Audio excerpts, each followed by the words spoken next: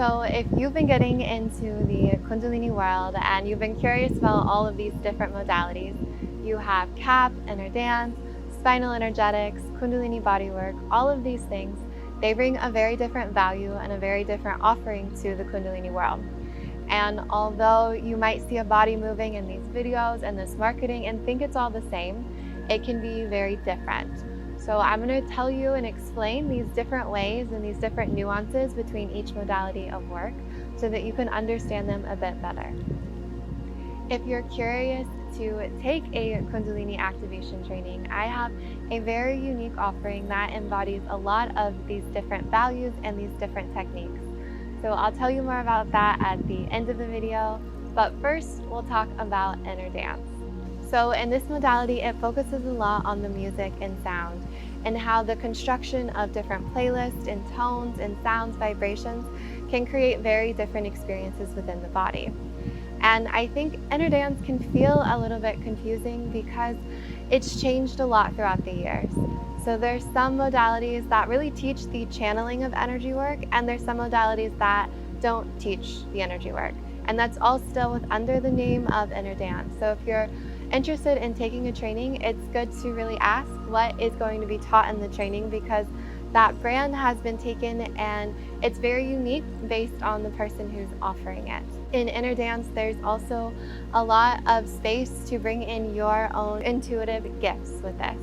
So if you already have training in massage, in sound, in different types of body work, in Reiki, it's a really great way to combine some of your skills and feel that freedom to bring whatever your unique gift is into that modality.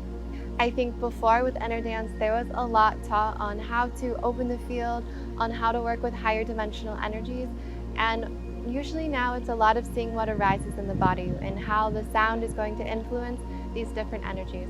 So again, if you're curious to take an Innerdance training, just really ask what is involved in that training, because it can be very specific based on the facilitator. And then we have Kundalini Bodywork. And Kundalini Bodywork has a more one-to-one focus. So if people come to Kundalini Bodywork and think they're going to be leading group Kundalini activations, that's actually not the intention of that modality. And there's a lot of different pieces that go into that modality. So you have the polarity framework. It uses a lot of breath and touch. It works also with Kundalini energy, but the focus of that work is not necessarily to raise the energy. It's more about doing a clearing on the body. So there's a lot of shadow work, there's a lot of working on the emotions, there's a lot of de-armoring that happens within that modality. And through these practices, Kundalini will naturally rise, but it's not a Kundalini activation training. And then you have Spinal Energetics. And this is a modality that focuses on isolating the energy through one pathway. So I've experienced something similar before, and it's very different to Kundalini activation, where you are using the whole field and all of the chakra systems to run the energy. Spinal Energetics very much focuses on the isolation of one pathway. So we're just sending the energy up the spine, and it has more of a focus on using the nervous system.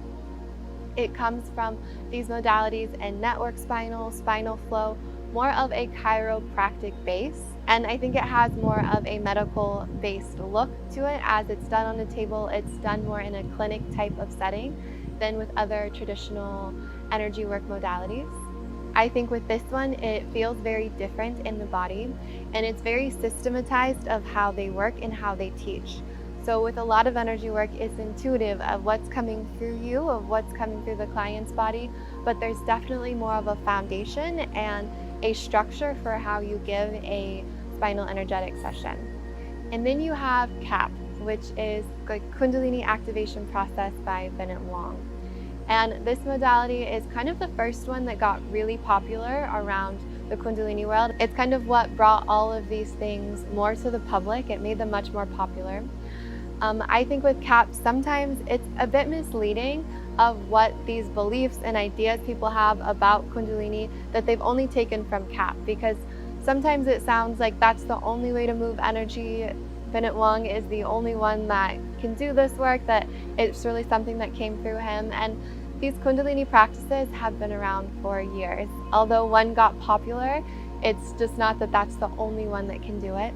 I think one of the great things about KAP is that it did make this work mainstream. It made it more accessible to other people, but there can be issues around the training space as well, because there's not a lot of embodiment or education taught. So although you can teach how to run the energy, and that's such an important talent in working with Kundalini, it kind of leaves out some of the other important tools and lessons and education that I think is really needed to take people on these very spiritual and very awakening journeys. And then we have just the modalities of Kundalini activation. And now it's getting more popular that many different people have their training and they weave in their own unique gifts with that. So if you've been exploring taking a Kundalini activation training, I have a training called Kundalini Arts. And through this very thorough and educational program, we'll go through an 8-week process of learning how to work with our own energy.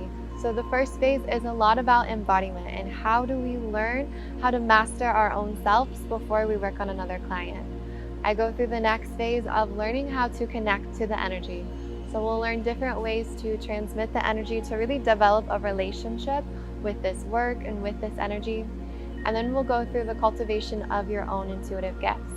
This energy comes through very uniquely for each single person, and you'll be really supported in finding your unique signature with it.